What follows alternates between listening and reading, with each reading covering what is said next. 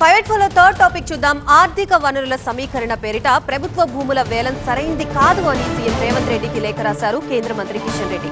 కంచగచ్చిబౌలిలో 400 ఎకరాల భూముల్ని వేలం ప్రక్రియని వెంటనే ఉపసంహరించుకోవాలని కోరారు. ప్రభుత్వ భూముల విక్రయాన్ని వ్యతిరేకిస్తూ గతంలో రేవంత్ రెడ్డి మాట్లాడిన వ్యాఖ్యల్ని లేఖలో గుర్తు చేశారు కిషన్ రెడ్డి.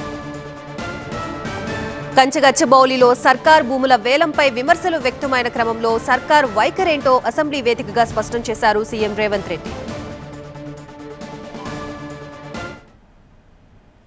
ఆ భూమి ఐఎంజీ భారత్ అని బిల్లీరావుకు కట్టబెట్టిన భూమి 25 సంవత్సరాల తర్వాత ఈ ప్రభుత్వం ఏర్పడిన తర్వాత ప్రజాప్రభుత్వం ఏర్పడిన తర్వాత సుప్రీంకోర్టులో కొట్లాడి వేల కోట్ల రూపాయల భూమిని వెనక్కి తెచ్చింది నేను అధ్యక్ష.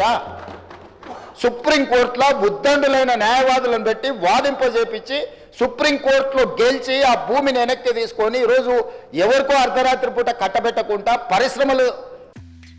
ఏ రాజు, ఎవరా అమ్మాయి? ఇది మ్యారేజ్ ఇన్విటేషన్ కాదు, నేను కొత్త బిజినెస్ స్టార్ట్ చేస్తున్నాను. కానీ ఎలా? బాస్ వాలా. Be the boss.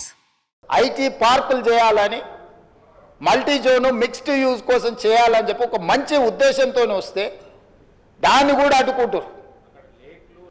So Revanth Reddy చేసిన ఈ వ్యాఖ్యలకి సంబంధించి కిషన్ రెడ్డి ఏమన్నారో చూద్దాం. ఒక 400 ఎకరాల భూమి, అది ప్రభుత్వ భూమి, మరి ఇకో ఫారెస్ట్ జోన్లో ఉన్నది, ఇకో సెన్సిటివ్ జోన్లో ఉన్నది.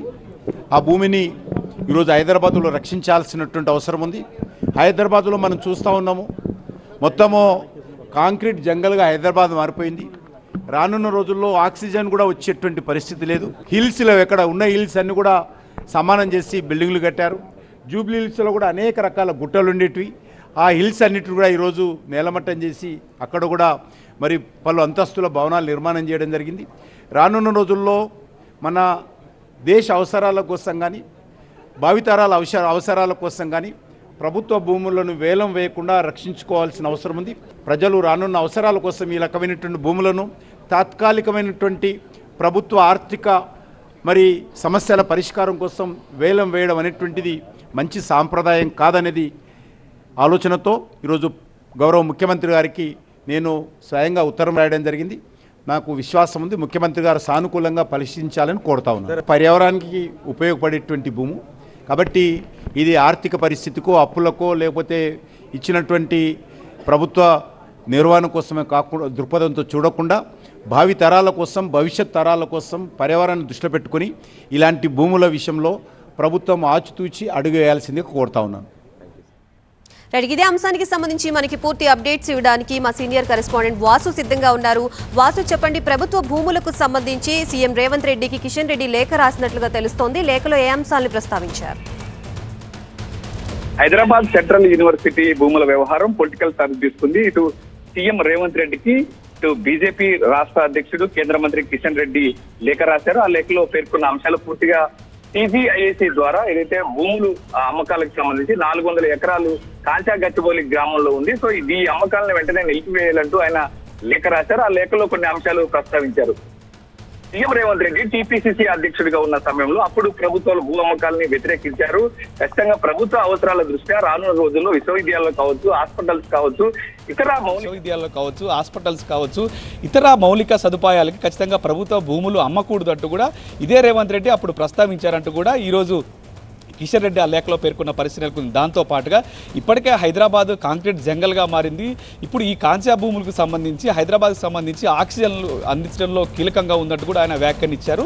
దాంతో పాటుగా పూర్తి స్థాయిలో ఈ 400 ఎకరాల్లో అనేక పక్షి జాతులు, జంతు జాతులకు ఆవాలంగా ఉంది. దాంతోపాటు భారతీయ నక్షత్ర తాబేళ్లతో పాటు పచ్చని జింకలు, నెమళ్ళు అన్నిటి కూడా ఆవాలంగా ఉన్నాయి. సో ఇదంతా ఒక గొప్ప ప్రదేశం, దీన్ని ఈ విధంగా ఉంచాలంటూ కూడా ఆయన చెప్తున్న పరిస్థితులకు, దీంతో పాటు అనేక అంశాలు ఆయన లేవనెత్తిన పరిస్థితి నెలకొంది. పూర్తి స్థాయిలో ఇప్పటికైనా ప్రభుత్వం ఈ అంశాన్ని వెనక్కి తీసుకోవాలంటూ కూడా చెప్తున్నారు. మరోపక్క దీంతో పాటుగా ఇప్పటికే రాజకీయ పార్టీలు కావచ్చు, ప్రొఫెసర్లు కావచ్చు, విశ్వవిద్యాలయాలకు సంబంధించిన అధ్యాపకులతో పాటు విద్యార్థి సంఘాలందరూ కూడా గత 2 రోజులుగా ఈ అంశాన్ని పూర్తిగా లేవనెత్తుతున్నారు. ఖచ్చితంగా ప్రభుత్వం ఈ భూముల ప్రక్రియ వెనక్కి తీసుకోవాలి, అమ్మటాన్ని వెంటనే నిలిపిదేయాలని చెప్తున్న పరిస్థితులకు దీనికి సంబంధించి ఎగ్జాక్ట్గా హైకోర్టులో గత కొన్ని రోజుల క్రితం ఇటు వాటా ఫౌండర్ ఉదయ్ కృష్ణ హైకోర్టులో బిల్ దాఖలు చేశారు.